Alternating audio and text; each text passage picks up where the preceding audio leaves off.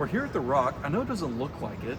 We have a brick wall behind us. This is kind of like the wall that Southern Miss defense used in that first half when Georgia Southern's offense was trying to run through a brick wall. So we decided the brick wall would be a good backdrop. But then in the second half, it's like behind us where there's like an open area. I don't know, Glyn. Well, honestly, they were running plays out on the field, getting a little extra prep time, so we probably didn't want to be filming that. Yeah, we felt like Charles Huff was going to come after us. Y'all's podcast. What? Why would you ever film behind us? We're like, I'm sorry. We're just wanting to talk about the team. People who like to listen to us. I don't know if anybody really likes to listen to us. I feel like they're just forced. There's four. There's like four people who are like, we love you four guys. Anyways, but that's Glyn Dyar with 247 Sports. I'm Dima Mixon with the Pine Belt News. We did not travel to Statesboro.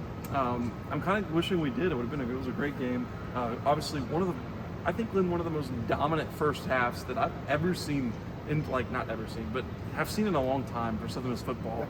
And then the second half was like, what in the world? And Charles Huff kind of talked about it. We just talked to him for about 30 minutes. He said, you'll bring up that other place a lot, other place meaning Marshall, saying, I'm kind of getting a little deja vu on the sideline. Obviously, last season they went to Georgia Southern, were up like 23-0 with like 8 minutes left in the loss. They were up by 20 with 3 minutes left. That's insane. So yeah, I know he was over there, not again. So, well, I mean, what do you think about the game? I came away in that first half as excited as I've been for Southern Miss football in a long time. They were dominant in every aspect of that game. But then the second half, it's kind of like I maybe was left with more questions than answers. But like Coach Huff said, they won the game, thank God. And they showed the thing at La Tech was an aberration. They came out as hot as you can come out. Yeah. They just need to come out that hot in the second half. Now, offensively, I mean, they were just a play or two away from just blowing these guys out. A couple of guys dropped passes would have been huge, or for touchdowns. Braylon missed a few wide open guys. It was really strange that the way that second half went offensively, even more strange how it went defensively.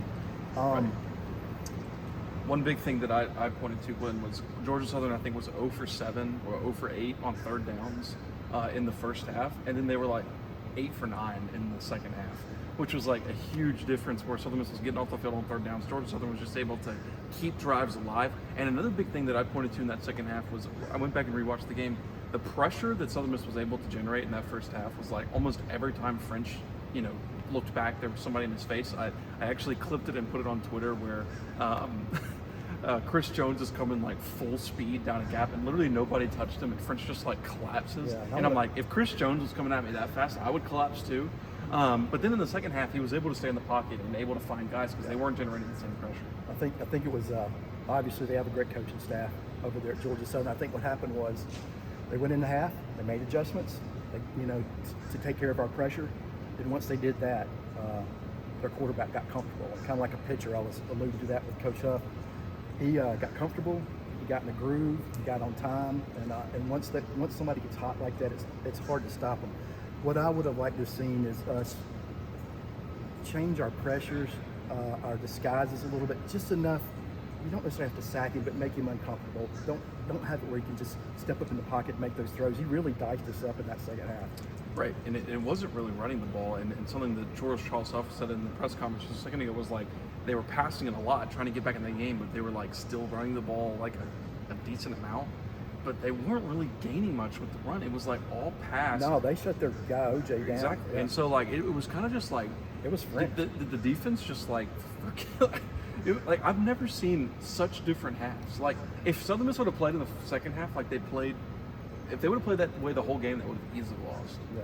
And they almost lost. I think we just sat back, in quarters in that soft zone, and then we weren't getting the pressure on French. And I mean, he's been around. He knows what he's doing. And once he got his confidence and he was confident in what he was seeing, obviously he knew where he was going with the ball. He was getting it out of there quick. Then you got a tsunami you got to try to stop. I just think I wish we could have come up with some more creative ways to make him uncomfortable. Yeah. Instead of just trying to hang on. Yeah, and it really did feel like that, especially in the end. That Southern Miss is kind of just like playing to win that game, get out of there. Which, in the sense of the matter, is like all this talk is like meh because they won the game. That's kind of all that matters. They are. And something I said on and something I said on the Eagle Hour, shout out to the Eagle Hour, was like if Charles Huff was up like 43-0 at halftime and they won 43-42, that he'd still be like, I don't really care. We won. Because that's how hard it is to win on the road in this league. Southern Miss is back on the road again this Saturday against a 2-4 team in Louisiana, who, Glyn, I think for all intents and purposes, they're a lot better than that record indicates. they obviously lost their starting quarterback at the beginning of the season, but this quarterback that they've kind of developed a little bit over the last few weeks played really well at JMU. They were actually leading that game at halftime. This is a lot better UL team than I think that record indicates.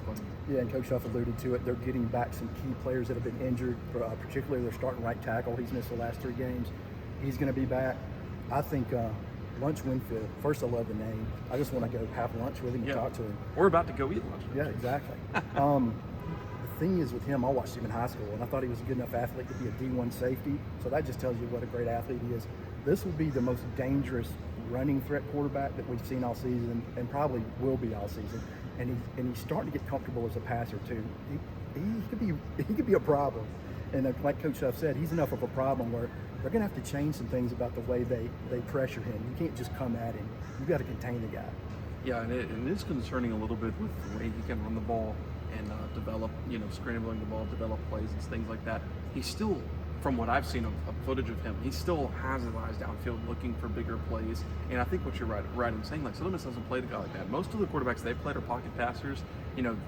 Jacksonville State, like, or if they were runners, they weren't that kind of runner. He's a legit running like back. Jacksonville State threat. literally said, we're going to literally just run our quarterback left, we're going to run our quarterback right, and it actually worked. He ran for like 250 yards.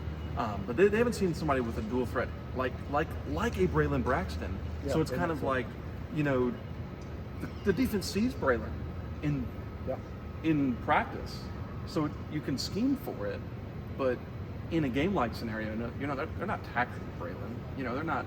They're reading him, but they know who Braylon is. This just still adds a different element to that defense. Like, I understand the argument, because I feel like that's going to be the argument. Like, well, they see Braylon Braxton in practice, but I just think it's different. He's playing somebody like this. He's a twitchier athlete than Braylon is, and Braylon's a better passer, obviously, and more experienced. But this guy's dangerous. I mean, he came in and looked like Marshall had that game in hand. He comes in, I guess, late in the third quarter, early fourth quarter, throws for over, was modest, 125 yards, but I mean, he rushes for almost 150 yards and totally changed, and 3 touchdowns on the ground. He changed the complexion of that football game. Yeah. So, really, it's like if Southern Miss plays in the first half like they did if they play against Louisiana like they played in the first half against Georgia Southern, I'll pick them to beat anybody. Yeah. But the defense that I'm more concerned about is what showed up in the second half. Right. And if that defense shows up at Louisiana, I feel like their quarterback can have a big day. This will be a good test for them. This is a different animal. Coach Des likes to run a lot of like 12 personnel with 1 running back and 2 tight ends, so they're going to get a little heavy sometimes. And you got the threat, of the quarterback giving you another gap to have to deal with, another running back's threat to deal with. So this is a good challenge for him, man. And you walk away just like with a win. I mean, it just continues to set up. Right. But this, to me, is a scary. I'm nervous about it. It's a scary game. Yeah, and let's just preface that we're not saying that Lunch is going to throw for 550 yards. For everybody's listening, we're saying it's going to be a good challenge. Yeah. Right? I'm more scared of his feet than I'm of his arm. Right. But one thing about Louisiana and Southern Miss is, like, sometimes you just throw the records out because it's a rivalry game, and whoever really just shows up and plays and doesn't make mistakes.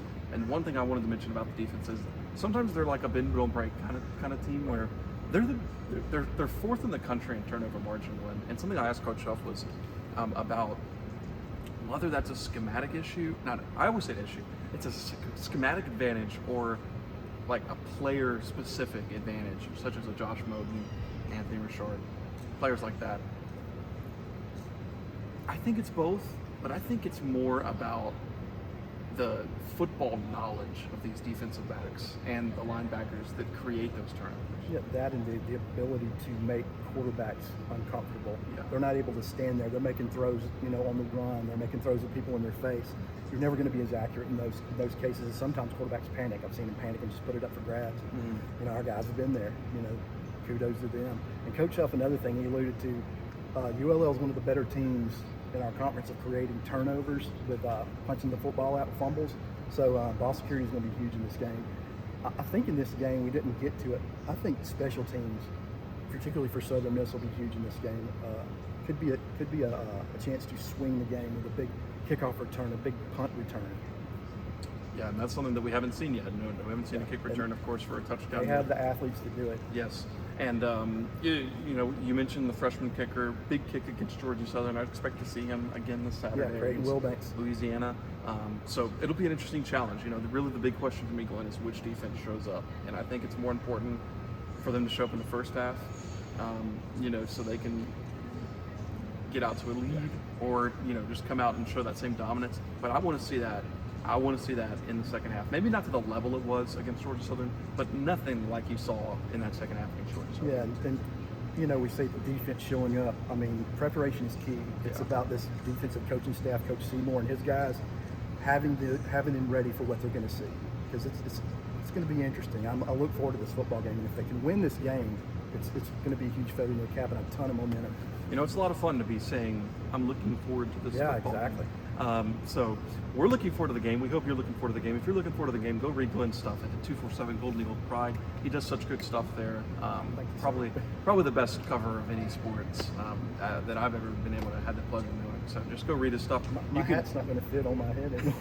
You can go read my horrible writing at pinebeltnews.com, Huff City Spokes. I will be in Lafayette for the Southern Miss Louisiana game. Glyn's going to be chilling out here watching the game from home, but we'll be back on Thursday with our bold predictions and game picks, and kind of giving you a little bit more clarification on after looking at Louisiana after a few days and seeing kind of where we think that game's going to go. Southern Miss right now, as of now, is a 4-point road favorite. The over-under is 54.5. The game's at 4 p.m. down there in Lafayette, Louisiana. So we'll see you down there in Lafayette, Louisiana. But before then, we'll see you on Thursday. So thanks for watching. We're going to go eat lunch. Southern Miss will hope to eat lunch is lunch on Saturday. Gotta be the test. Thank you for watching.